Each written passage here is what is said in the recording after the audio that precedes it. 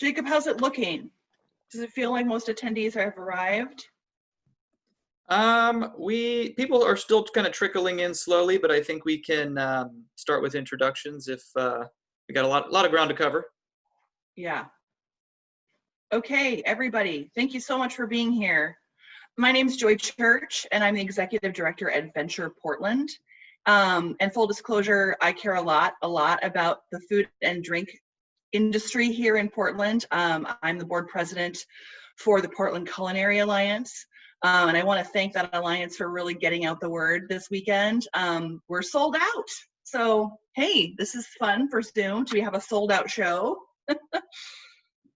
So some ground rules for today. If you'll keep yourself muted and also turn off your video, it just helps with our Wi-Fi connections, I guess. I'm not a tech head, so I don't know the language that well.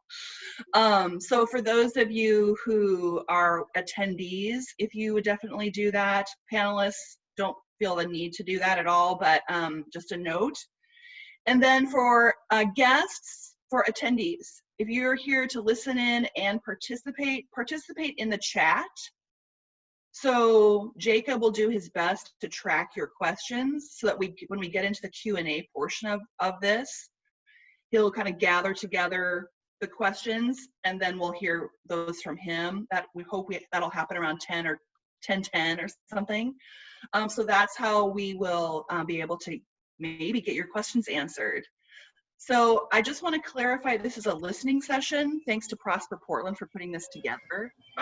And to that end, what this means is we may not have all the answers, but this is an opportunity for us to hear from each other about what the next steps could look like, should look like, what the concerns are, so that we can get our partners in government to help support us. And if they can't, they'll have the opportunity to let us know. But again, not everybody, we don't have all the answers. We are truly, we are flying the plane while building the plane in a very real way with COVID-19. Another piece here, so if we are Zoom bombed by a disruptor, we will end this Zoom call immediately. Stay tuned to your email address. So in less than 5 minutes or so, you'll get another link and we'll go back into a new Zoom session. Is everybody feeling pretty clear about that? Okay, great. So we're going to get started here. So I just want to personally say that my thoughts are with the downtown businesses today more than ever. It's been a wild, scary weekend for everybody. So I know that several people from downtown are going to join us today on this Zoom call as guests, and probably unlikely that they're going to be with us today. They have a lot on their plates, so our hearts go out to them. And just generally in the restaurant business, I mean, I miss all of you so much. I miss walking into your restaurants and feeling the creativity and your energy that you've created in these beautiful spaces. Your creativity on the plate and in the glass is really missed. Thank you so much for those of you who have been able to do that pivot, doing curbside and takeout and that sort of thing. I know we have a long way to go here, and so I'm hoping that we can really dive in today and begin the work of what the next part of recovery and reopening looks like. So joining us first is Tori Campbell from Prosper Portland.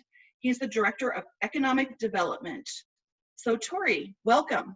Thanks for being with us. Thanks for having us. Well, thank you for hosting as well, Joy. It truly is important that we really lean into this work together collaboratively. So it's our pleasure to be able to be a part of the conversation and really to take, as you've already shared, an important listening posture in light of where we are right now within our city, both collectively because of the COVID-19 pandemic, but also, unfortunately, the compounding unrest that definitely is being sparked and spurred by continued injustice that we're seeing displayed against the African-American community throughout our nation. And so this morning's conversation has a number of layers to it, but again, the desire is really for us to slow down and to listen so that we can be informed in terms of any and all initiatives or decisions that we're making moving forward today. So I just wanted to take just a quick minute just to share, this is really what the purpose is. On the screen, you'll see just a general way in which we're trying to capture the complexity of all that's taking place.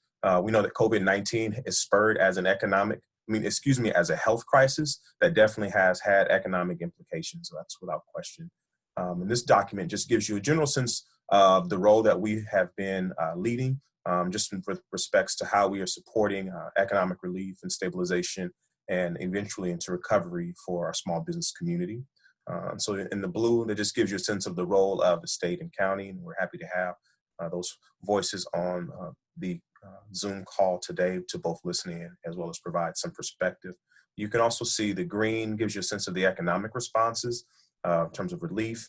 Early on, the 4 pillars around increasing communication to the business community, mitigating economic hardships, and then obviously helping small businesses. One of the signatures of that was the Small Business Relief Fund, which provided grants and zero interest loans to businesses. We realized at that point and still that was a stopgap measure in preparation for federal funds at that time, and also just the need for our outstrip the overall funding resources. And so it's our desire, even with CARES Act dollars, to see if that we can replenish that. That's the hope. But there's a variety of other activities that have been happening early on for relief. We've also now moved from probably to the stabilization, and we obviously know that the reopening, we at least have a date scheduled tentatively for June 12th. And so today is a chance for us to slow down, as I've shared, and just listen. And as Joy, as you shared, there will be times we'll be able to readily give you answers from the restaurant community in terms of things that you need to be thinking about, in terms of how to prepare your business and or pivot your business models. And also there will be a number of things that you will raise that we haven't quite discovered the best pathway forward. And so it's important to hear those again, so that we are informed in any decisions that we're making as we try to develop really a multi-pronged approach to supporting this industry and all industries in our city to get us back up and running again. So again, appreciate the opportunity to be in this Zoom chat with all those that are here, and look forward to the next few moments we'll have together. Thank you. Thank you, Tori. So I'd like to pass it over to Rihanna Ansari.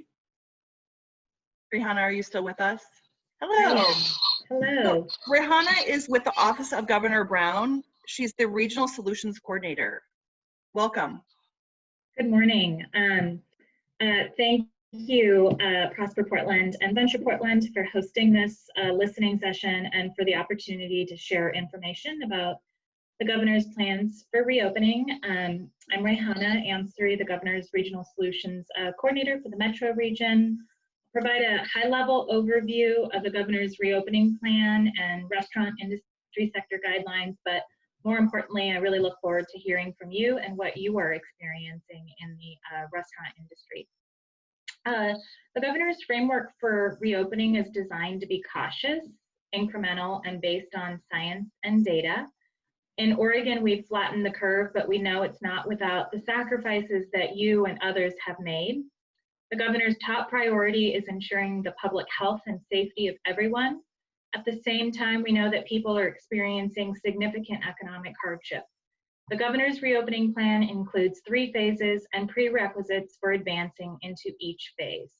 It strives to achieve the delicate balance between public health and the health of our economy.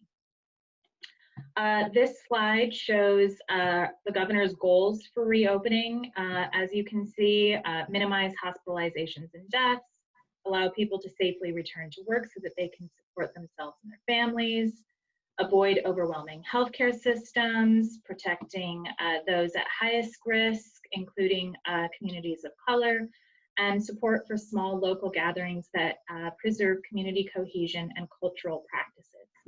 Next slide, please. It's important to note that even as we reopen, life will look different. We'll be living with the virus until there's a reliable treatment or vaccine, which is a long ways out. Until then, the primary tools that we have to fight the virus are actually pretty low tech and involve physical distancing and personal hygiene.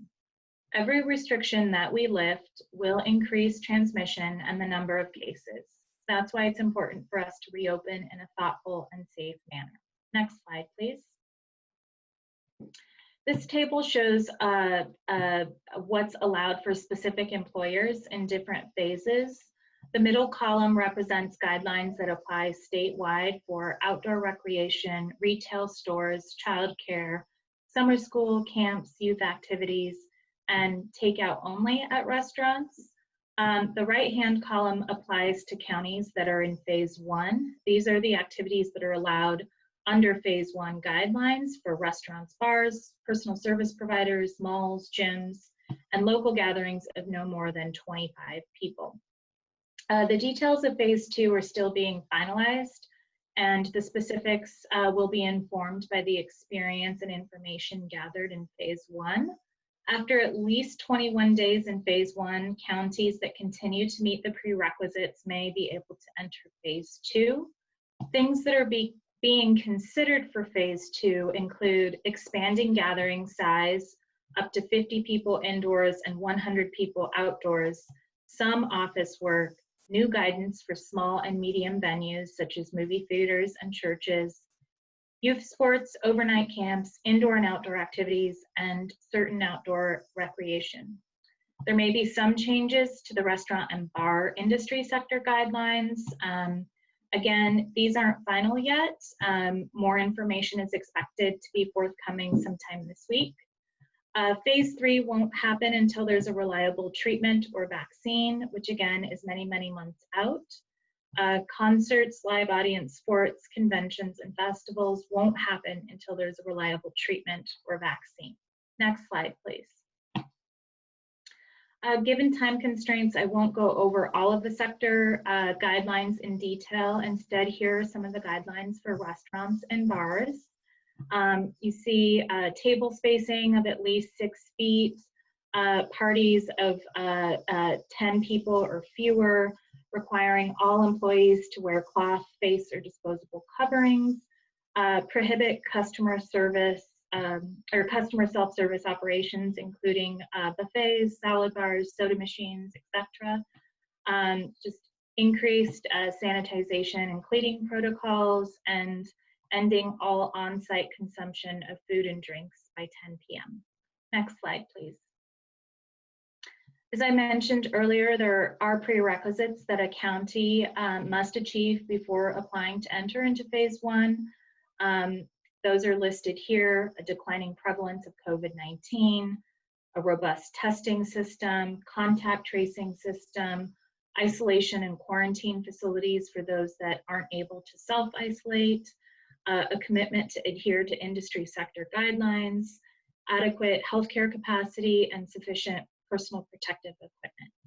In a moment, you'll hear from our partners at Multnomah County about where they are at with reopening. Next slide, please. But I'll close by just saying that you may find more information and resources about the reopening and industry sector guidelines on the Governor and OHA's web pages. And with that, I'll turn it over to our partners at Multnomah County. I'm happy to stay on the line and listen and answer any questions afterward. Thank you. Thanks, Rahana. Appreciated. So John, why don't we start with you? John, you're with the county, Multnomah County, and you're with the Office of Sustainability, correct? Yeah, that's correct on the normal days, but since COVID-19, Chair Kaffour has asked me to step in as her business, economic relief and recovery policy manager. So I've stepped into a new role while also maintaining some of my duties as sustainability director. I'll note that we also have the Director of Environmental Health, Jay Douglas, on the line, and Jeff Martin, who is our lead restaurant inspector. So lots of technical capacity on the phone, in addition to all the other experts. I also want to thank Tori and his team at Prosper Portland for the thoughtful approach they've taken in all their actions, leading with an equity lens. I think in this moment, especially, the wisdom of that approach is evident, and you know, it sort of says to me the importance of following up words with action. And I just want to thank Tori and the Prosper team for that as well, and for inviting us to participate in these listening sessions. So Rihanna just talked about the guidelines that the state has set. You see those kind of reflected here. The county a few weeks ago launched a dashboard that's updated every Wednesday. There's usually a press conference accompanying the update. to give the latest information about our progress towards reaching the threshold set by the state. In addition to the threshold set by the state, Multnomah County added additional thresholds that are relevant to Multnomah County. Multnomah County is the largest in terms of population, most densely urban county in the state. We are also a much more diverse community. So that means we have to do things differently here in Multnomah County than they might in other places in the state. So we have, you can see, depending on where your lens is, or your screen of, sorry, I had to move my pictures of people. You can see that we've met many of the criteria, and each of these categories has sub-criteria to them. So we've seen the spread of COVID-19 decline. We actually added an additional criteria to ensure that it's also declining in communities of color, Black, Indigenous, Latinx communities, to ensure that we're not just seeing the raw numbers go down, but also making sure that we're not placing reopening on the backs of a certain population. Contact tracing, we reached a milestone last week in terms of being able to get in touch with 95% of people within 24 hours who developed the symptoms. We're still ramping up on the number of contact tracers. Isolation facilities, we have the partnership with hotels, we have the medical motels now. Testing capacity, we've reached the state's thresholds in that category, but we're still ramping up around having testing facilities within communities where people feel comfortable to access those testing facilities. So really looking at a culturally specific lens on that, and that's under progress. Healthcare capacity, thanks to the sacrifices and efforts in the community, our hospital system has not been overwhelmed, so we continue to have adequate healthcare capacity. And then personal protective equipment, we wanted to make sure that there was personal protective equipment, not only for hospitals and first responders, but also for all the community providers that we have out there to make sure that as they're helping frontline communities cope with the pandemic, that they have the equipment they need to protect themselves. So as of last week, we've met all the criteria in that category. So next slide, please. So last week, Multnomah County Chair Deborah Kafoury announced that as of June 5th, she felt confident that the county was going to be able to apply for phase 1 reopening. The plan is to review our metrics that I just went over on June 10th to ensure that we haven't lost ground in intervening days, and then to plan to reopen on June 12th. So that is our plan right now, and we're hoping very much to be able to hit those dates. Next slide, please. And I just want to emphasize that it's been mentioned a couple times already, but we're kind of moving from a phase of trying to avoid a crisis into a phase of living with a pandemic. The pandemic will be with us until there's an adequate vaccination that's widely available, or an adequate or an effective treatment. So this is going to be ongoing for the foreseeable future.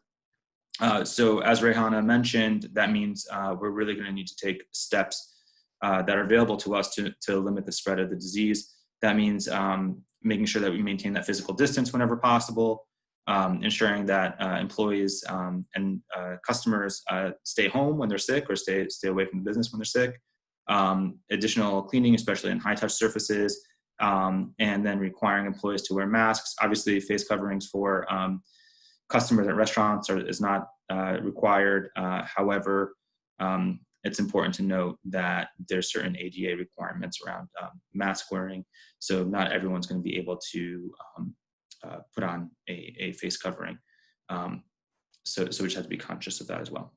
So that's the conclusion of my presentation. As I mentioned, we have some actual public health experts on the line, so I'm sure they'll be able to answer your questions. Thanks, John. Next up, we have Jeffrey. Jeffrey Martin, are you still here?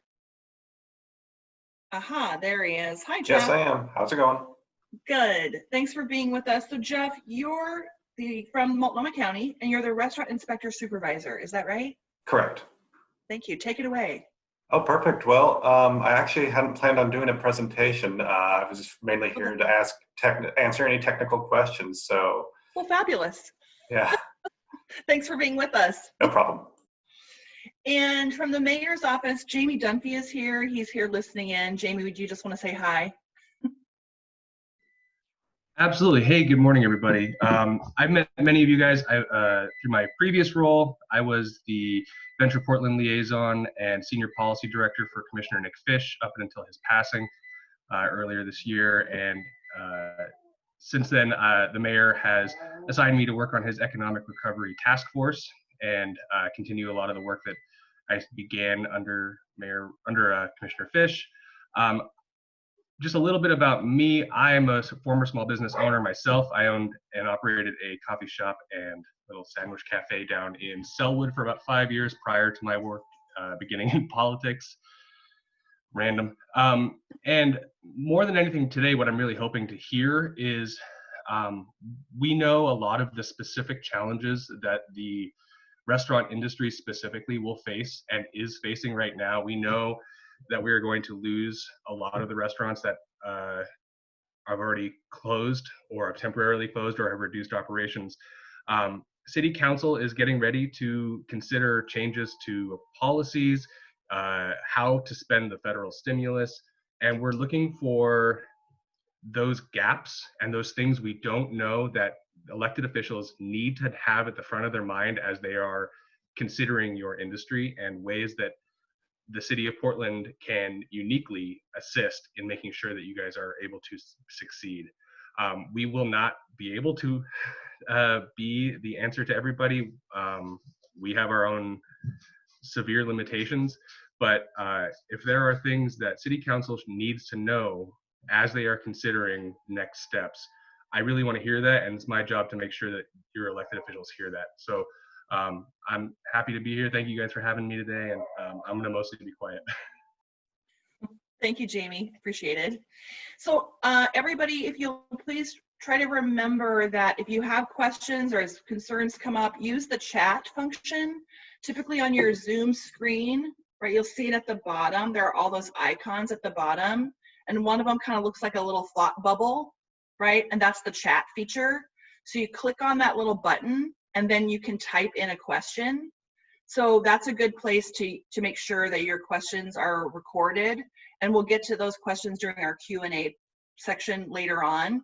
But that's the place for that. So we want to make sure to get your questions in, but we can't see all of you right now, so raising your hand is not that useful. However, panelists, we are raising our hands to keep in touch with one another. So just a little note there. Thanks again for being here. So we're going to start talking with Katie and Naomi. So Katie Connors is working with the Portland Independent Restaurant Alliance, and Naomi, I believe, is the one who kind of put this thing together in light of COVID-19. And Naomi is also working nationally with the Independent Restaurant Coalition. So we're very excited to have both of them on the call today. Katie, would you like to kick us off and talk a little bit about how Pura came to be?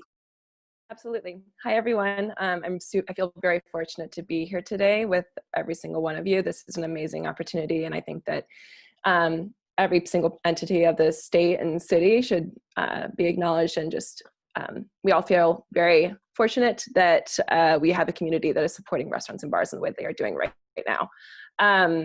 So Portland Independent Restaurant Alliance was formed on March 13th as a response to the COVID crisis. There are many restaurant operators and owners that came together. I think it started like literally on a text chain between Naomi and a couple of other restaurant leaders in our community, just, you know, trying to really search for direction and guidance in this moment. We have found that sales had been steadily declining, that our teams were really scared, that we didn't really know what to do next, and we realized that our community was the best way to resource to the community was the best way to move forward. So we got together and realized that very quickly that staying open may not be the right move, that we were potentially by staying open, we could be putting our community and our teams at risk. So we quickly put together a letter and sent it off to Kate Brown, urging her to shut down restaurants and bars because of the risk that we were facing with the lack of testing and everything. So that's sort of how we have gotten started. And then moving forward from there, we built out a website and a social media platform to really sort of try to educate and advocate for restaurants and bars, independent restaurants and bars in our Portland community. And not only them, we also wanted to make sure that restaurant workers had all the information that they needed regarding unemployment insurance, regarding resources that they had, grants that were available, all of that sort of stuff. So it's been a crazy couple of months, and we're definitely learning as we go. We don't really have a formal membership program, but we are a loose coalition. And we have a Slack that is functioning sort of as a mind meld between owners as we're all trying to navigate lease negotiations and health department, and really starting to understand what the reopening process is looking like. PPP was a huge, I think that huge pain point, and also a huge opportunity for a lot of us just understanding what that meant and what do we do with those funds and how do we access these funds. So it's really just been an amazing venture. It's really been a great opportunity to sort of come together. And it's really amazing seeing the resilience of everyone right now. So, but yeah, we're excited to see the next steps. I think that, like everyone is saying, it's time to step into the mode of being super proactive rather than reactive, and really building a bridge to ensure that these businesses last. I know myself, like I'm not a restaurant owner, I'm an operator. I used to work at Expatriate with Naomi and Joy. I think I've seen you at many restaurants that I've worked at throughout the years. And I've seen, many of your faces. And I moved to the city because I saw something in the small business community, especially the small restaurant community. And that's the reason why I'm here. And that's the reason why I will continue to live here. And to see that diversity sort of shrink is not an option for me. I think that I take it upon myself and we've sort of taken upon ourselves as a community to ensure that this lasts. So that's what we got going on. Thanks, Katie. Appreciated. Naomi, how are you? Hi.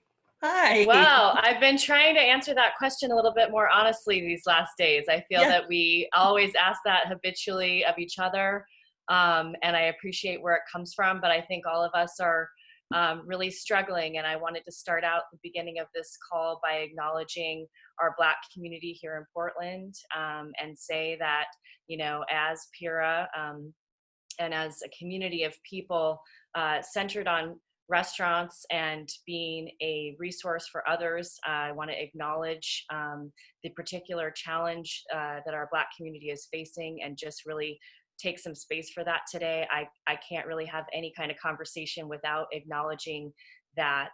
So, for those people that are extra affected, our hearts are with you and we stand beside you. So, additionally, I want to acknowledge everybody that's on here that I'm seeing from so many different resources that we've spoken to in the past. I see people from Chair Kafori's office. I see people from Blumenauer's office. I see, people from the governor's office. And I want to say a lot of gratitude toward all of those conversations that we've had, because I do feel like we've been navigating through this crisis with pretty open communication, which is really amazing. I know that not everybody in every state that I know of is able to connect with their leadership in the ways that we've been able to. And I want to say how much I appreciate that and the opportunity to be here speaking with all of you today. I have a restaurant called Beast over in Northeast Portland and a cocktail bar across the street called Expatriate. I've been really taking a pause. We haven't done any takeout or pivoted the restaurant on any level or the cocktail bar right now. So I just want to acknowledge, that as an independent restaurant owner, we have some big asks. You know, we need support from the community, and Jamie, I'd love to get your email to keep continually reaching out to you about what we need. But you know, we're here to create safety, a vision of safety going forward. You know, in some ways it doesn't matter how much spacing we have in our restaurants, if people are afraid to come in. So, you know, we've seen that in other places that have opened up. We've seen that their reservations are still down 75% in states that have reopened. So in order to create this safety, we have to first make sure that we have a clear set of standards, which I know that everybody's working on. But I also want to say that we need support in our community directly as owners of these establishments to be supported through making those right sorts of choices. Things like if I have someone test positive or is afraid they've been exposed, we need to have not just the ability to get them tested quickly, we also need the ability to make sure that we have extended unemployment benefits for those individuals. If a restaurant was, say, to close down because of an outbreak, to keep the community safe, we need to support that restaurant. You know, there's a lot of things that we need going forward to keep our community safe, and to create a system together that's really going to make that difference. You know, we need special protection with evictions. We need to make sure that we don't have personal guarantees. There's so many things that other cities are doing, you know, and I know that Ricky over here, I see Ricky is working on to-go cocktails. That's something that for our community would make a huge difference in our ability to be able to generate revenue. Everyone on this call needs to understand that when restaurants are only 50% occupied, they do not survive. So, you know, part of what we've been working on is with Earl Blumenauer's office on creating a stabilization fund for the restaurant industry. That's work that I've been doing with Erica Palmer, who's on this call as well, through the Independent Restaurant Coalition, which was formed right after the COVID crisis started. And Earl Blumenauer's bill is an incredible opportunity for us to all support a stimulus package that would provide a stabilization of the restaurant industry, because as you probably are aware, or maybe you're not, here in Oregon, we are the second largest private sector employer in our state. And nationally, we employ over 11 million people in independent restaurants and contribute 4% to the GDP, $1 trillion every year to the GDP. So you know that Portland is that place where everyone thinks of when they think, where do I want to travel to? Why do they come here? It is because of our independent restaurants, and what sets us apart and makes us unique is that fabric. We all operate small independent businesses that are really the fabric of our culture, and I want to keep increasing that conversation and talk about how to diversify that. And I really, really, really appreciate everyone's support to create a future for ourselves that's brighter than it is right now, because we are really struggling and a lot of us will not make it through this. So I just want to say thanks again. That's it. Thanks, Naomi. That was great. Thank you. Great to see your face. Thanks. So I'm going to bring it over to Ricky right away. So this is Ricky Gomez. He's the owner and operator of Palomar. I hope you've had a chance to go before COVID hit. How are you, Ricky? Oh, you're muted. All right, perfect. As Naomi just said, answering that question a lot with auto responses, and then sometimes actually being honest. It's exciting to be, seeing June 12th approach pretty quickly. That is exciting, but it's also scary at the same time to understand what we're trying to do to adjust our community and our business to survive long term, because we just don't know what's going to happen long term. We don't know what's going to happen this winter, and I agree with everybody's sentiments. Until there is a cure, a vaccine, a long-term care solution for COVID, there is still a lot of very unknown factors. And so, as Naomi stated, I've been working on policy change for Cocktails to Go, because our business model in the restaurant and bar industry does rely on alcohol sales to help our bottom lines as a whole. for the restaurants that are operating with to-go services currently, they're still paying rent on a large square footage that is unavailable to them, and basically operating, with an overhead that is not needed. So I believe Cocktails to Go is a revenue generating and bottom line, helps with your bottom line. And when our consumers have access to beer, wine, cannabis, all other things that are being able to be delivered, but distilled spirits are not available, it does handicap our businesses, or it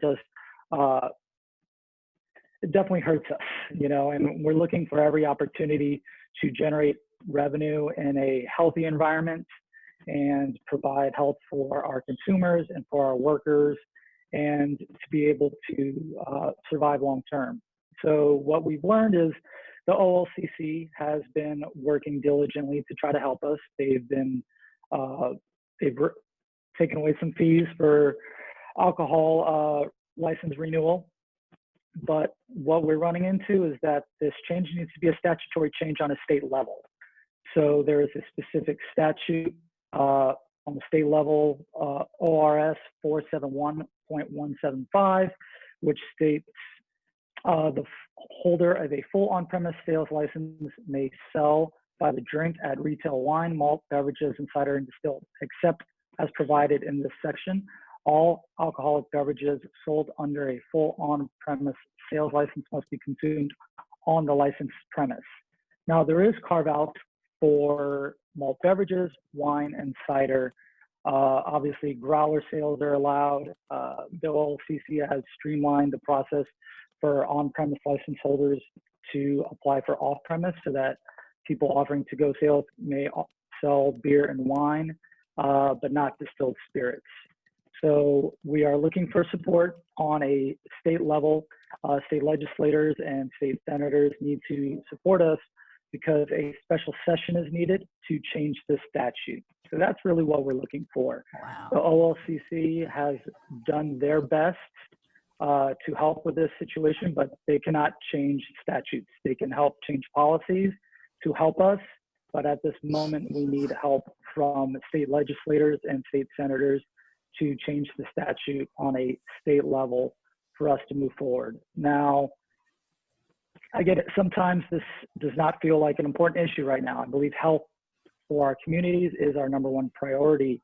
It's hard to think about a statute and to-go cocktails as this solution that is going to fix our long-term businesses, but it is a tool. It is a tool that I believe will help us long-term.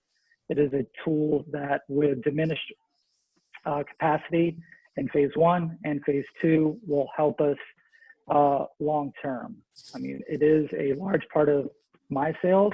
I know other business owners that are doing to-go offerings right now that are just not making it. They are basically breaking even with their labor so that they can help their employees. We know that unemployment has done their best in this situation, but with the changes that have just happened yesterday, we're hoping that there is improvement on that side.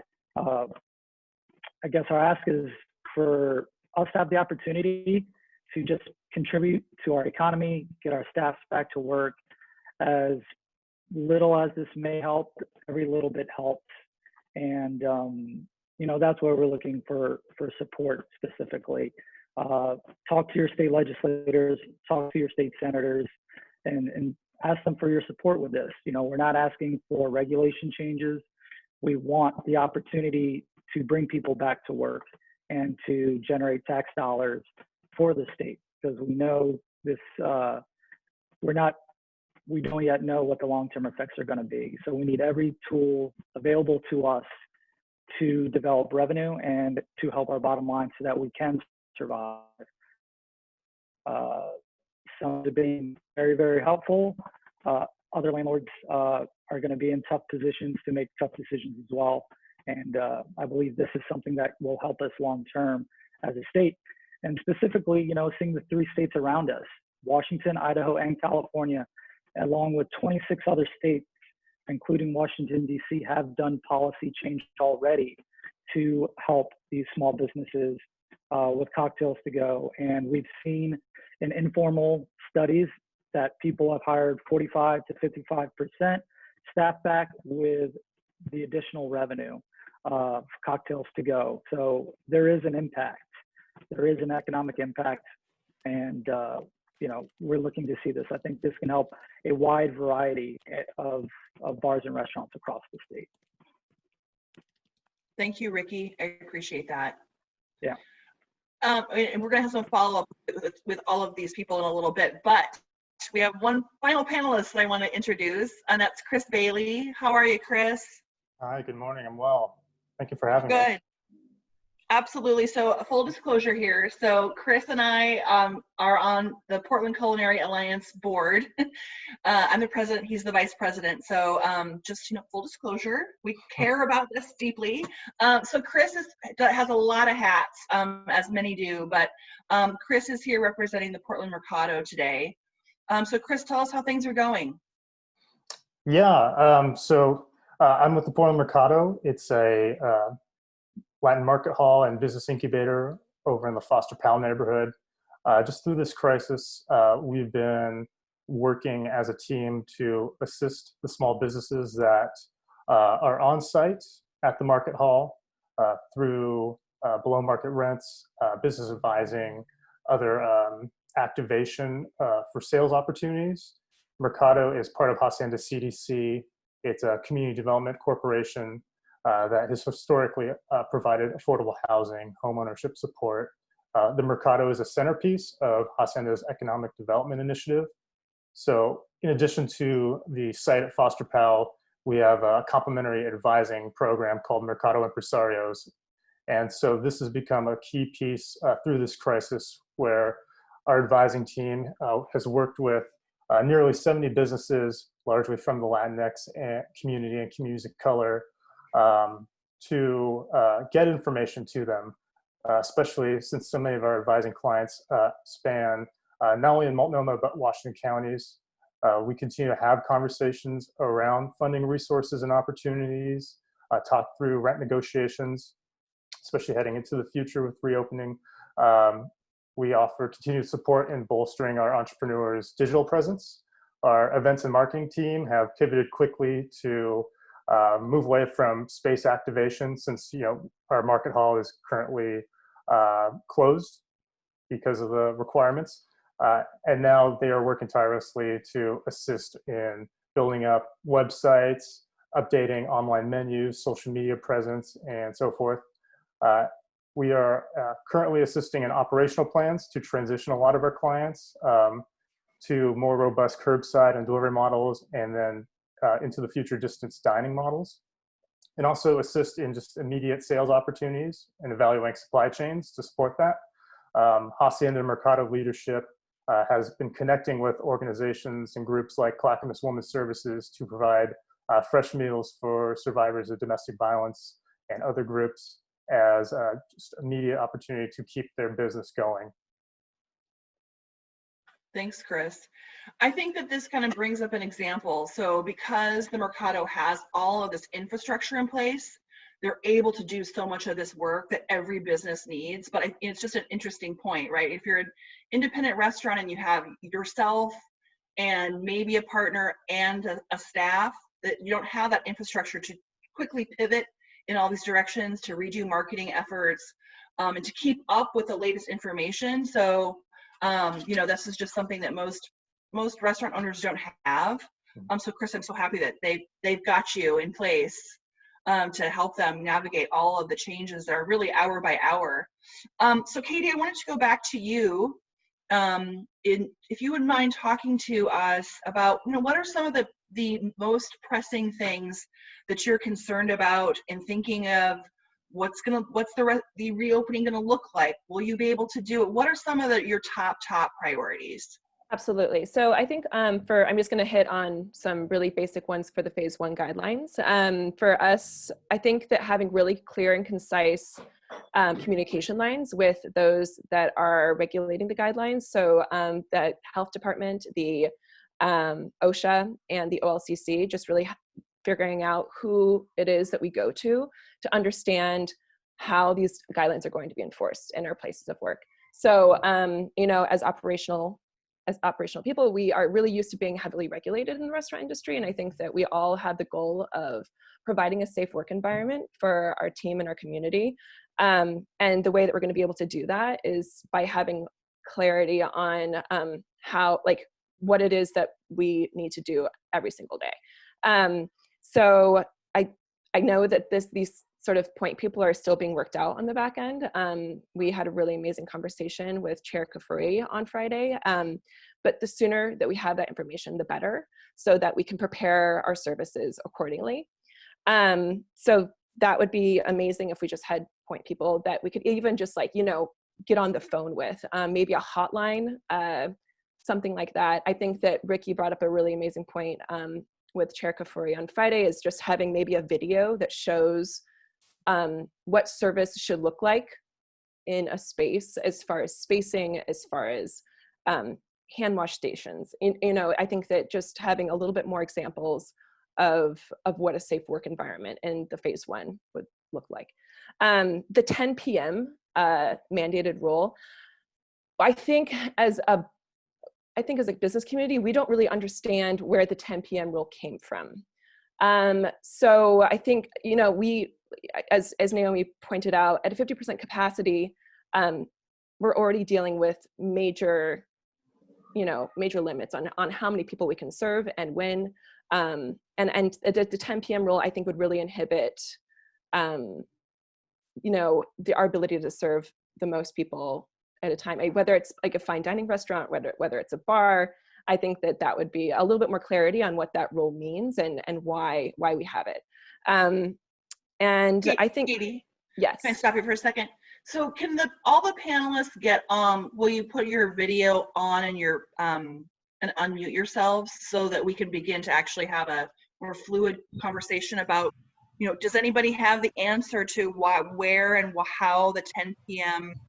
Rule was suggested, recommended, that sort of thing? Because I'm hearing a lot of that too, that people just don't know what the reasoning behind it is, and that may help us proceed knowing what the reasoning is. Is there anybody on the panel that has a guess or helped make that decision? Hi, Joy. This is Rayhana. Thank you, Katie, for your comments. We have heard, again, Rayhana with the governor's office. We've heard from a number of restaurateurs that the 10 p.m. Requirement is problematic. I think that, you know, the Oregon Health Authority reviewed the industry sector guidelines.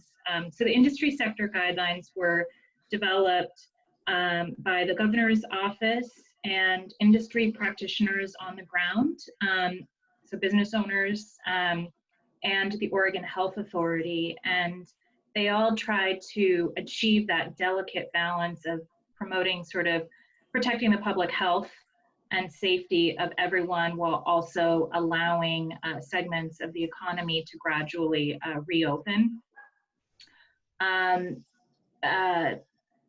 I will say that I think the 10 p.m. came from just the sense of, you know, past 10 p.m. people may become increasingly inebriated and may not follow social distancing guidelines as closely. I think that was the concern or the impetus for the 10 p.m. That said, they are working on industry sector guidelines for phase 2 and some minor modifications to the restaurant guidelines, of which there may be an extension of the 10 p.m. To potentially midnight, but that is, again, not finalized and is still being worked out. And I would just add, Joy, that this is John Bashtinsky. I work for Chair Gafori. She committed on the call last week to huddle with her public health director and Dr. Vines, the Tri-County Health Officer, to see if Multnomah County wanted to take a position. I mean, I really sympathize with our public health folks. They're trying to make good decisions with limited information, and so I think it's a very difficult area. It's a difficult time to try to make important decisions. But that being said, the chair committed to looking at that and seeing if there's a way that we can help advocate on behalf of restaurants to the state. Obviously, we're bound by the state, but that's something that we're going to be talking about internally. Thanks to you both. So can I bounce it back to Ricky for a second? So Ricky, what are your thoughts about the 10 p.m. and what is your recommendation? Would you advise that there is no time constraint, or I mean, what do you think about that? I mean, I get that there's this concept that potentially people may be more inebriated by 10 than they would be at 6. I get it.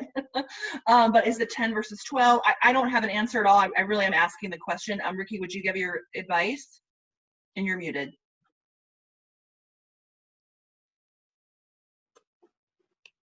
It looks like Ricky might be frozen, and it looks like he's frozen. I'm on. Ricky, I think you might be a little frozen. So we're going to throw it over to Naomi for a second, Ricky. Thanks, Naomi. It's okay. I got it, Ricky. If you get your signal back, I'm gonna try and let me know. Here. Okay. In the meantime, I just want to say I want to really just acknowledge everybody for hearing us out on our needs here. I just also want to say, Rayhana and everyone else that is concerned about safety predominantly, that we are too. So it's like, we're trying to find that intersection between that middle zone of how to economically survive and how to keep everybody safe. I mean, please, everybody remember that we are the ones within the Portland Independent Restaurant Alliance that decided first to close down before we were even mandated to do so by the state. So that is and does remain our highest priority. But I also want to say, Ricky, you're back. I know we're going to echo each other on this. So I will say that the 10 p.m. rule is significant to all of us because it really does prevent us from getting a whole nother round of seating into our restaurants. And the economics of being at a reduced capacity anyway, we are really looking to, for example, at Beast, if I have to go down to 8 or 10 seats, imagine that, from me being able to do 50 people in an evening under my normal seating guidelines to only then being able to do at a maximum of 16 to 20. The math just doesn't work and I won't survive. And I think that that's a basic, the tenet here is that we really are about committing to people's health first, but then also obviously we want to create these jobs. We create nationally anyway 11 million jobs here in Oregon. Many jobs are service sector and restaurant jobs. So we just want to make sure that we're able to contribute to the economy and things that we've spent, in my case 22 years building. I'd like to not have to get a second career here. So it would be really great if we could figure that out. And I do appreciate everyone's flexibility. I just want to say that I think for some of these rules and regulations, it's like they're very important to us, but also whatever we can do to stay in communication to achieve some level of flexibility. Not every bar is a bar, okay? Like, it's very complicated. I run a cocktail bar called Expatriate that really operates like a restaurant. So, I think it depends on the situation. And I know we can't say that it's not one size fits all because our main job here is to keep people safe and the rules have to be the rules. But as flexible as you guys can be with our economics and safety in mind, the better for us in the long run, because we want to keep being able to make Portland the great place that it is. Ricky. Okay, everybody can hear me and see me now. I'm a little closer to the router. So I agree with a lot of Naomi's sentiments there, is that I do believe in regulation. I do believe in rules that keep our customers and our staff safe. A timeline restriction doesn't change those things. All a timeline restriction does is limit the amount of revenue, limit the amount of guests that we can see. The coronavirus doesn't go into overload after 10 p.m. There's no time restriction on that. The social distancing is what helps. The sanitation practices is what helps. The timelines, all it does is hurt our opportunity for an extra seating, which could be 25% of our sales that evening. So if I have somebody that just wants the 2-hour experience. 8 p.m. is the very latest I can seat a guest if I want that guest to have a 2-hour experience. So 10 p.m. definitely hurts our opportunity.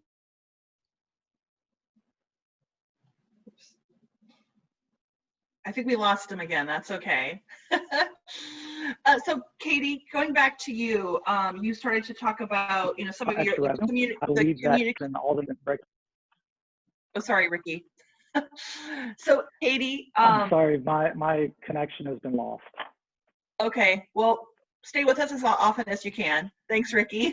Okay, And go I'm into here. the chat. I'll chime in when I can.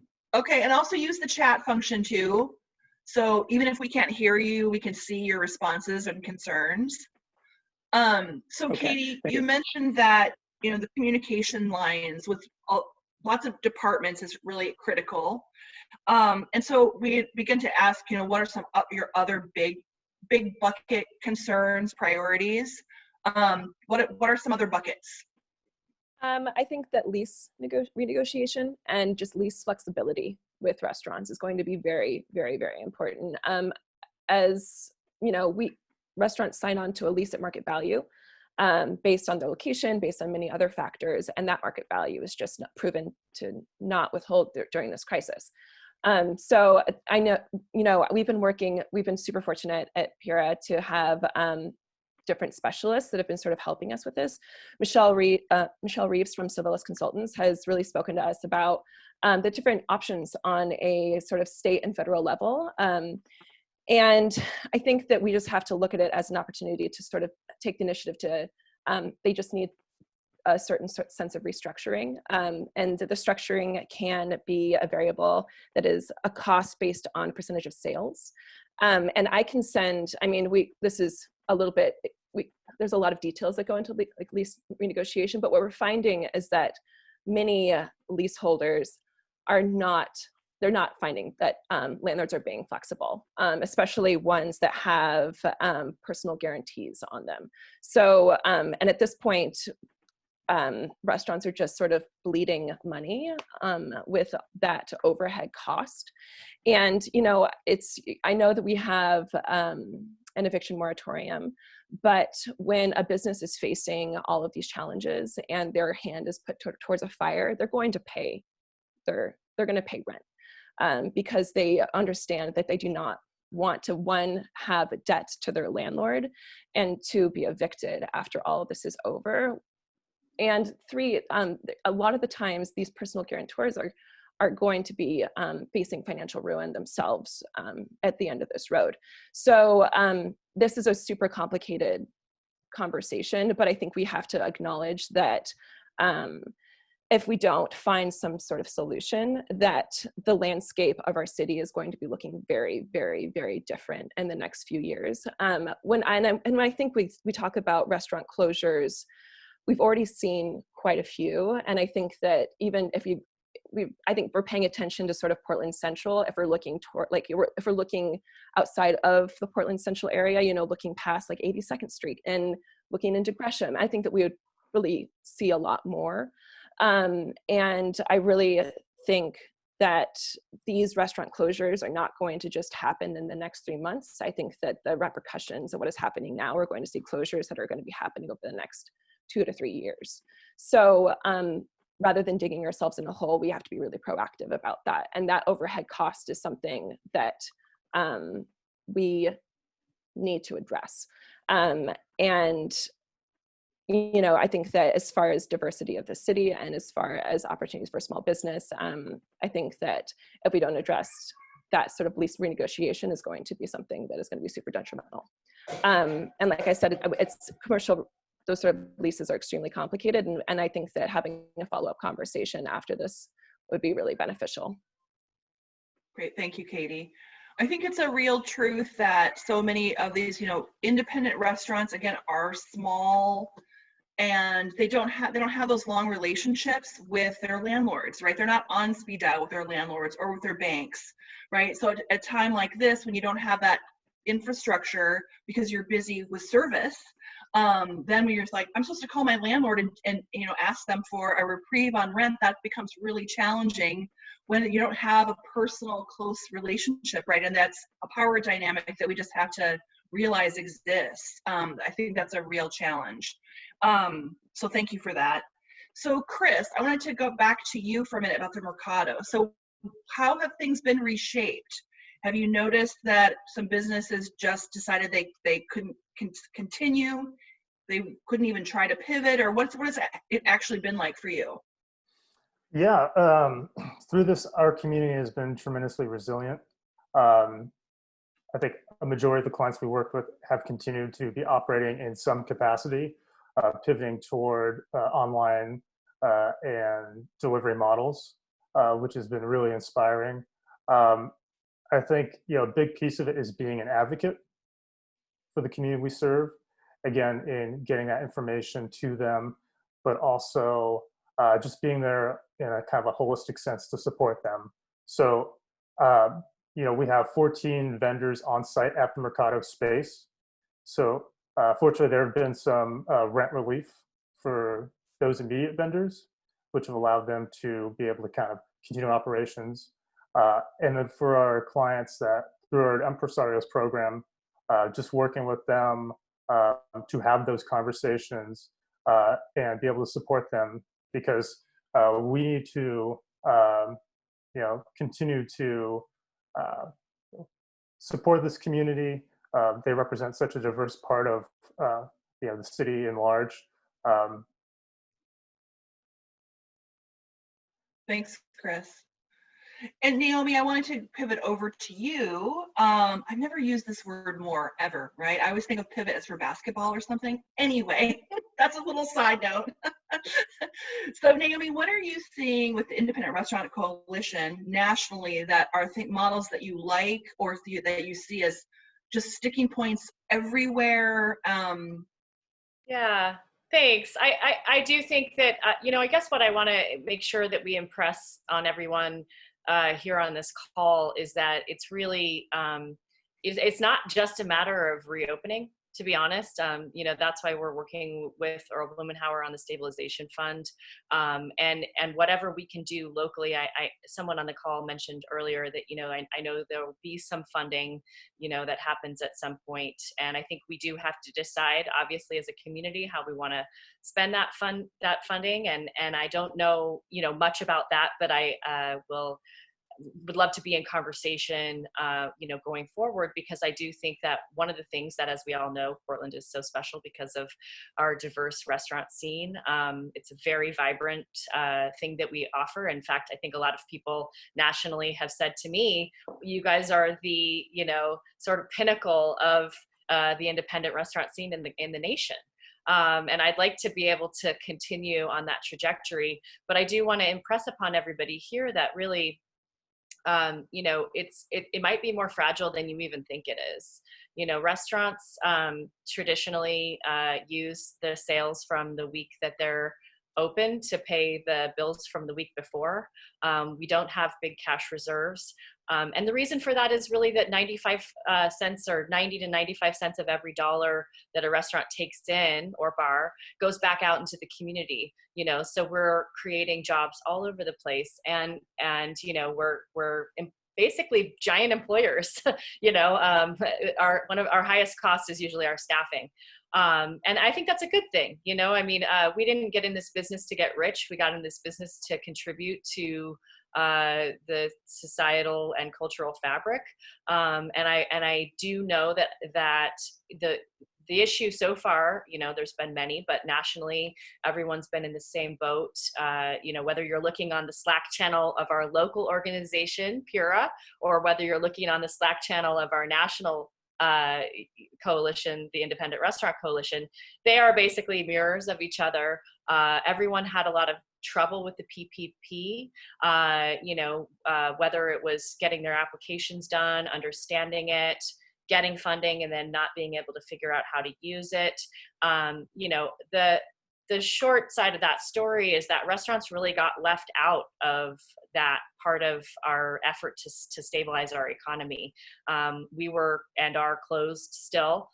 You know, I know for me, for my PPP is, you know, more than halfway through, and I haven't touched the money because I have no way to really use it. So I know we're all in the same boat, and really what we need, you know, both at a local and a federal level, is a long look.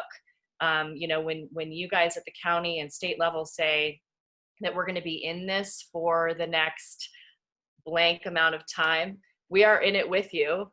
We know that it's not, you know, we're not going to be able to create a completely vital restaurant scene until people feel that it's safe to go out, until it is safe to go out.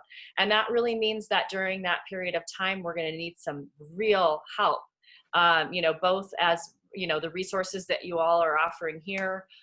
You know, we use the word pivot again to say we need your support to shift our models. You know, and yeah, there's tons of ideas out there, no doubt, and some people are already, you know, working on that stuff here locally. But I have to say, for everybody that you see doing takeout, those people are maybe employing 20% of their past staff and possibly doing like 15 to 20% of the revenue they were doing in the past. They will not survive on that alone. So it's very important that we figure out, and I really want to say and acknowledge the Portland Bureau of Transportation and everybody that's been working on the sidewalking issues. I know there was a lot of drama this weekend when the Friday email went out and everyone was confused about their sidewalk permits being taken away the day after we were given street access. We're working on that. In fact, Pura is going to be hosting a call with PBOT on Friday. So I look for details. We'll make sure to blast it out on our social and through the PBOT email chain that went out earlier. But, you know, I think that there's some great solutions and opportunities, but what we really need to know is, I got to be honest, we need money, you know, like, I don't know how else to say it. Like, you know, we have to decide what we value, and we have to kind of put our money where our mouth is, so to speak. So I do want to say I'm excited about the creative solutions. We're here to work with you. You know, and at the end of the day, if we value the fabric that we've created with our independence, we're going to have to figure out how to pay for that. Thanks, Naomi. And Ricky, did you hold up your hand? You're back with us. You're muted.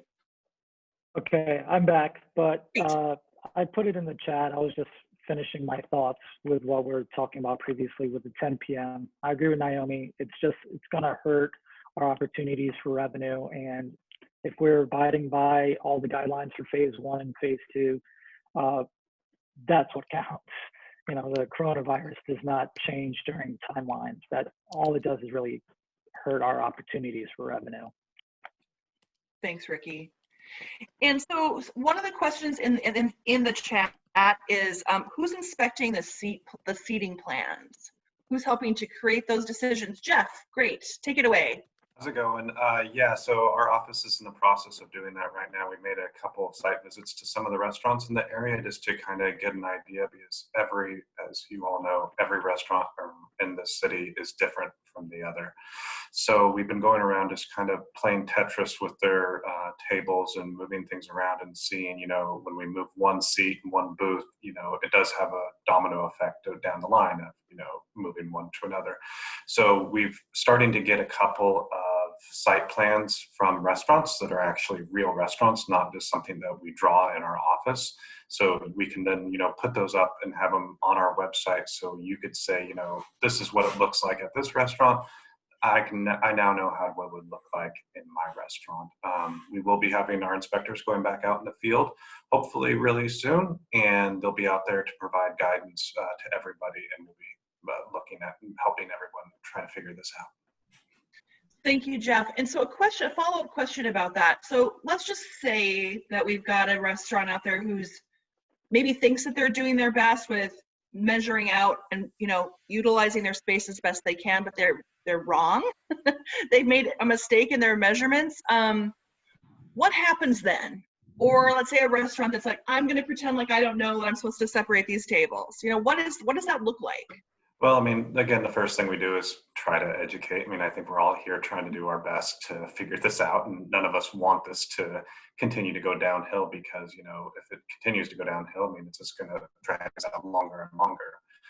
I mean, so we're going to, you know, provide as much education as possible. And, you know, if there's someone that's blatantly not wanting to, you know, follow through with this physical distancing, we will have enforcement tools that we can utilize. Okay. And so I asked some of that too, because, you know, in the work we do at Venture Portland and with many of us, you know, some of the concern here is that we have a lot of people who don't, English is not their first language. And so getting access to this information is very difficult for people who aren't online. If you're not online, how are you finding out this information at this point? I mean, there's just no other method to disseminate it quickly enough. So, you know, there is a concern there that we do have people on the digital divide for whatever reason. Maybe they never needed to use Instagram. They never needed to have a website because they were a small mom and pop restaurant and they just had their neighbors coming in and out to eat with them. So, you know, how to get that word out effectively, I think, is something for all of these different platforms, retail, personal services, and certainly restaurants and bars. This is a big one. You know, how do we support one another when we don't all literally speak the same language or go about things in the same way? Because, you know, there is sort of this expectation that everybody's online, and, you know, we realize that with some of our most independent restaurants, they don't function that way. So there's a reality there. And then somebody asked in the chat a question about the delivery apps. You know, I think that we are all aware of the, I'm just going to use the word gouging, that's my own word, through the delivery apps, and that some cities have gone ahead and put major caps on that, so that people can continue bothering to use the apps, because otherwise, I mean, it doesn't play out right now. The numbers don't make any sense to actually do it. Naomi? There are some people locally who are working on creating some delivery models that would be, you know, more community-based. You know, I got an email from a wine distributor that was talking about potentially starting something because they already have those delivery routes and picking up at different restaurants and things like that. So there are creative solutions being sort of talked about, but I haven't seen anything solid, and we would certainly welcome and encourage fee caps and the like. It is outrageous. I think I read something like 30%. I don't use delivery models, but I think that's right. Is that right, Katie? Yeah. I think, yeah. Yeah, that just doesn't, that equals $0 to the restaurant, by the way, you guys.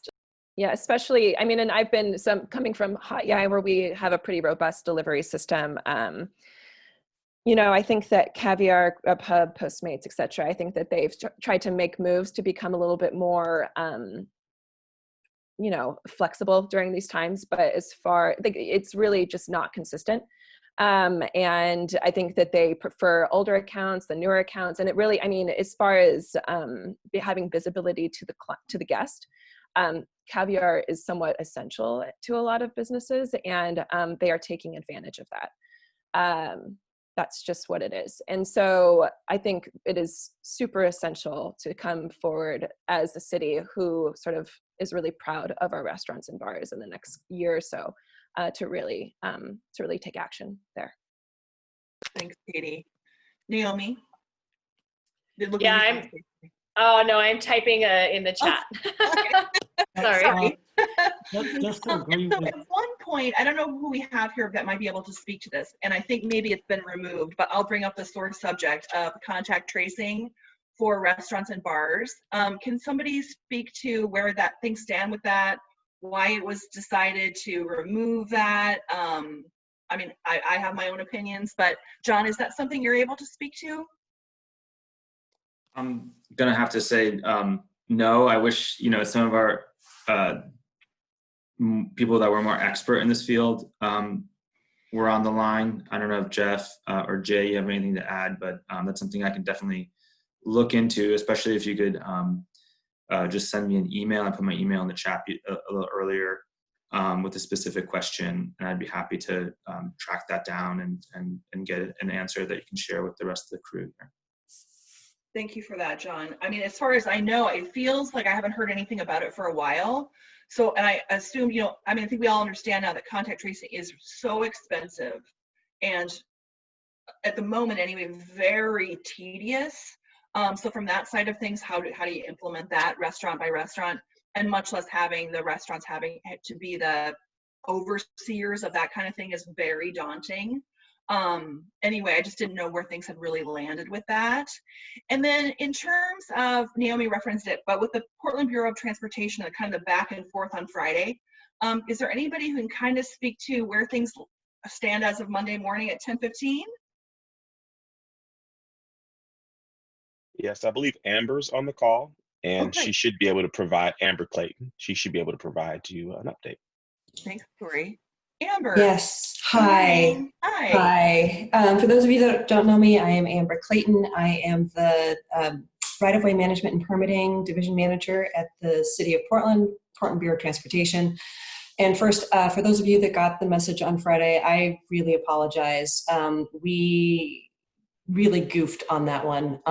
And there is no excuse. The only thing I can tell you is we were moving really fast, and clearly our communication did not meet our intent, because this current sidewalk cafe permit holders, we recognize that we are going to need to reconfigure the sidewalk to make sure that there is clear pedestrian space with all the physical distancing requirements. And so we know and we acknowledge and we are prepared for the work in order to make sure that those with sidewalk cafe permits, we figure out a different location for you. We got a little too in the weeds on how we were going to do that, and we really apologize for any harm, confusion, frustration that added to people's weekends. So I really apologize. I am really sorry for that. Again, that was, as soon as we realized what had happened and how our communication was being received, we definitely worked quickly to revise it and turn it around. So the intention in the launch of the Healthy Business Toolkit on Thursday was to really provide a streamlined approach for how people can request use of space in the right-of-way, because we know that sidewalks is not going to be enough. We know that we know we're going to need to look at parking lanes, travel lanes, half street closures, full street closures, wider configurations as much as possible. So the effort on Thursday, the launch on Thursday of the toolkit was the beginning of a conversation, hopefully not the end of a conversation. We are going to be looking as requests come in the door where there are clusters of restaurants, and also we're going to be doing a lot of planning analysis with the other pillars of the Safe Street Initiative around pedestrians, pedestrian safe areas, termed the busy safer streets, as well as the slower streets, which is the neighborhood greenway pillar. So we really want to make sure that we're providing enough physical space for everybody so that we can get around, that we can do our work, and that we can provide extra space in the right of way to help support commercial needs. So we're going to be looking for clusters of work. We'll also be doing a better job of being proactive with business districts to support larger scale installations. So just know that this is definitely one of those examples of we're learning as we're implementing. So trying to make things as flexible as possible, and really trying to help build as quickly as we can to get you the support that you need, especially since the physical space is going to be the limiting factor here. So that's the kind of the summary of where things are at. And again, we apologize for the confusion and the frustration on Friday. Well, thank you for that, Amber. That's very generous of you. I'm sure it's been a stressful weekend. Communication is, as we know in the world, right, communication is key, but things just are moving so fast. And at the top of this session, I don't know if you had joined us, but we were saying, we are truly flying the plane while building it. So we really are, while trying to take deep breaths, we're all running at this fast pace to try to put things together. So I'm glad that we have this opportunity to be together because we don't have all the answers yet. Yeah, and we do want to make this right. So, and I spent a good chunk of the weekend reading all of the articles and all of the comments, and I went down a social media rabbit hole so that I really made sure that I was sort of grounded in why this hurt people and why it confused people. So, and again, just we're incredibly humble. We really apologize. This was not what we wanted to add: more flexibility and more freedom and hope and a vision, and we realized we did not do that for people. And again, we just really apologize. Thank you, Amber. Yeah. There's a question from someone, and I didn't quite understand it. So if somebody wants to come in and raise their hand or rewrite the question about uniform language, and I'm sorry, I'm trying to keep track, so I know I'm misreading the question, but it was about uniform language for restaurants, I think. Anyone? Let me see if I can pull it up again. It says, can we expect forms of uniform language for restaurants and guests to have more consistency of what to expect when arriving at a restaurant? This would help have uniform images that assist with language barriers and allow less frustration in people not reading when we're in a stressful state. Okay, so I guess it's around helping restaurants with language so that when guests are coming in or they're waiting on the street 6 feet apart, so they can know what to expect when they enter the restaurant. I hope I'm encapsulating the question properly. Does anybody have this on their radar yet about how to put uniform language together so that restaurants can, print that out, laminate it, and get it on their front doors? That's a good idea. Hi, Joy. It's Rihanna. Yes. I sent a link. The Oregon Health Authority has some signage available with some infographics on their website that businesses may use. Great. Thank you for that. Thank That you. was an easy answer. Wow. Okay. And it says from Erica. Hi, Erica. It says the issue is not signage, it's marketing. So Erica, do you want to come on the call and ask your question? Let me see if we can find you, or maybe Jacob can help me find you. I can just be the random voice on the call. I think the question and concern, and I did not post the original question, is that there's confusion in expectations of what appropriate behavior is. So do I wear a mask in a restaurant? Don't I wear a mask in a restaurant? We see this confusion statewide right now, understanding when we're left to our own devices, we all have different degrees of what an acceptable standard is. So for instance, we've all been told to limit our non-essential travel, and we've been told what non-essential is, but we haven't been told what our limit is. So establishing that sort of same standard with a consumer behavior so that we don't have customers walking into a restaurant and giving a server flack about their mask requirements or their mask wear or the spacing of a restaurant. And that applies to all frontline workers, whether it's grocery, retail, restaurant, but that sort of consistency and messaging from the state in an easy to digest format for consumers is very important. Thank you, Erica. Jeff, please. That's a great point, Erica. This is Jeff from Multnomah County, and I know there's going to be, the baseline standard that everyone will have to follow, and then each restaurant and other, retail store, grocery store may have additional requirements that they can impose. So I just want to point that out that, there will be the baseline, and, each other facility may have additional standards, and they'll be almost their responsibilities to post it if they want to have something more additional. Does that help at all?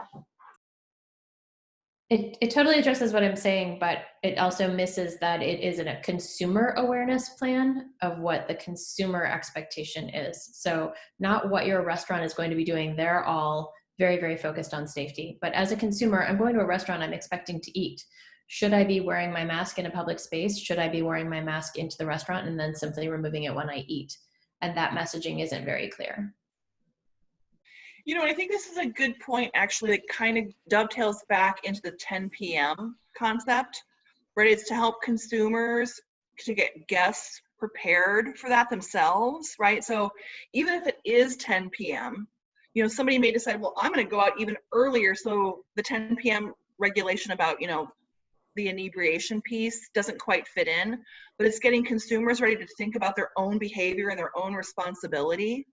Like, hey, I tend to be a hugger anyway before I've even had a drink. So for me to have to think about, well, okay, maybe I need to kind of restructure how I'm gonna live when I do go back out, is something that I need to start preparing, but language around that might be very helpful. so that people, you know, that we want consumer confidence, but consumers have to take care of their own safety too, and those around them. So like for me as a hugger, you know, I'm gonna have to think about that. And so we only have a few minutes left. I want to say we've got 4 minutes now. We've done this a quick run through. Are there last words that people want us to get out before we end this piece for today? I want to thank everybody for being in attendance. Panelists, thank you so much.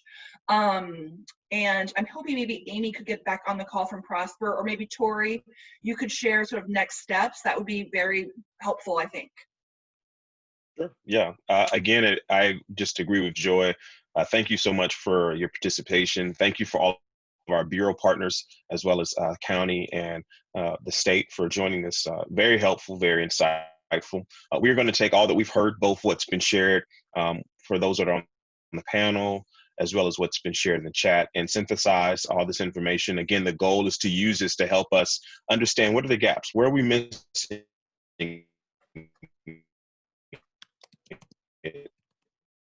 Sorry, Tori, you're cutting out a little bit, but I think we understand. What are some of the things that we can do to consumer? Because again, the consumer is the one that we all need to serve and be mindful of at the end of the day. So that's really the next steps for us in over the next few days. So again, appreciate the time to be on this call this morning. Thank you, Tori. And I do want to go back to, you know, I think the biggest piece here that we all understand is Naomi's point about we need funds. Right, we need to be able to stabilize and even consider the future. Is there anybody who can address what the next steps may look like in actually getting some real money to more money, real money, first money to restaurants? Yeah, I can just share a little bit. So we know that the city has received, I believe it's $114 million from CARES Act funds. Around 74 million of that can actually be used and deployed towards the type of things we're talking about. Our city council is currently reviewing that, and we'll make some recommendations and decisions. Many of the bureaus, those that have been on this call, as well as Prosper, we've all put forth our ask, which we believe hopefully will be aligned towards business stabilization, helping with the adaptations that need to happen in business models towards reopening and eventually recovery. So as an example, Prosper Portland, our ask was around 33 million. It included efforts around small business relief. So that's both grants and potentially even zero interest loans, but much of that is going to be concentrated on our small business relief fund. I want to say 14 million was asked for, and that again to provide grants for businesses. There's ask around commercial property stabilization. So again, helping businesses that have a retail front to make some of those physical shifts that they have in order to continue to remain viable. You also mentioned on the call today just around the importance of business technical assistance. And so we've asked for 3 million there. So there's a whole suite of services that we believe are vital for businesses to really to have a fair shot at truly navigating these new waters. And it's our hope that our city council, and I know that they're thoughtful and really considering what's the best means. As you know, I think there's over $400 million in terms of asks from everyone, and we only have around 74 to actually deploy. So there is the challenge as always, but the city is thinking and wanting to be mindful of its small businesses as they truly are the backbone of our economy. Absolutely, Tori. I completely agree. I mean, it really is the backbone of our economy and the future of our city. You know, someone on our team at Venture Portland said, you know, we don't have the Golden Gate Bridge. We don't have a Space Needle. What we have are these small business districts and the restaurants and the bars and the retail that really, that's what makes people come to our city. That's why everybody wants to move here. So we have to prioritize that because we don't want our city to end up looking like big blocks everywhere, right? So that's what really makes us unique. So this is critically important work that we're all trying to undertake here. I think we're out of time. That was a quick 90 minutes, everybody. Thank you so much for being on the call today. And we've recorded the additional questions that I'm sorry I didn't get to. We've recorded those and we'll do our best to try to find the right person to answer your questions. But stay tuned. Maybe we'll do a second session. Anyway, thanks to all of you, and thank you so much for all of your great work. Thank you for the opportunity. Thank you. Thank you, Jay. Take care, everybody. Thanks for all the positive information. You guys were a lot of help. Thank you. Stay safe. Stay safe.